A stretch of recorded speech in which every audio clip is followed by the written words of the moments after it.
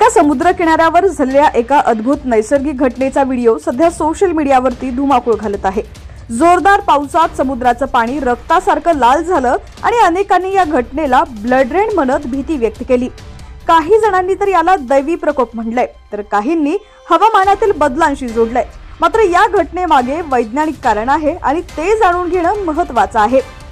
नेमका हा blood rain कुठं झालाय पाहूयात। त्याआधी तुम्ही HPN मराठी न्यूज चॅनल पहिल्यांदाच पाहत असाल आणि अजूनही चॅनलला सबस्क्राइब केलं नसेल तर नक्की सबस्क्राइब करा, जेणेकरून आमचे अपडेट्स लवकरात लवकर तुमच्यापर्यंत पोहोचतील।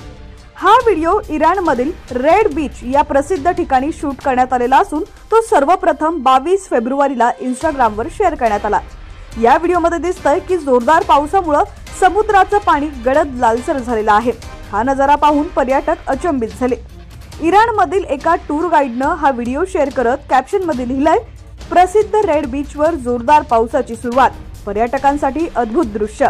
त्यानं 8 फेब्रुवारीलाही असाच एक व्हिडिओ पोस्ट केला होता, ज्यामध्ये लालसर समुद्राचं दृश्य स्पष्ट दिसत होतं। सामान्यतः ब्लड रेन ही संज्ञा आकाशातून पडणाऱ्या लालसर पावसासाठी वापरली जाते, पण इराणच्या या घटनेला तसं संबोधणं चुकीचं ठरेल। इराणच्या रेड बीच परिसरातील मातीमध्ये लोह ऑक्साईड मोठ्या प्रमाणावर आढळतं। पावसाचं पाणी या लालसर मातीला वाहून नेतं, त्यामुळे समुद्रात मिसळल्यावर पाणी रक्तासारखं लालसर दिसतं। ही घटना निसर्गात अधूनमधून घडत असते आणि त्यामुळे तिथे पर्यटकांची मोठी गर्दी होते।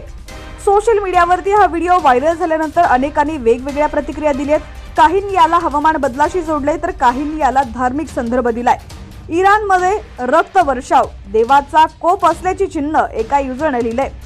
ब्लड रेन नाही, हा निसर्गाचा खेळ आहे। लोहयुक्त वाळू पाण्यात मिसळल्यानं समुद्र रक्तासारखं दिसतो असं देखील एकानं सांगितलंय।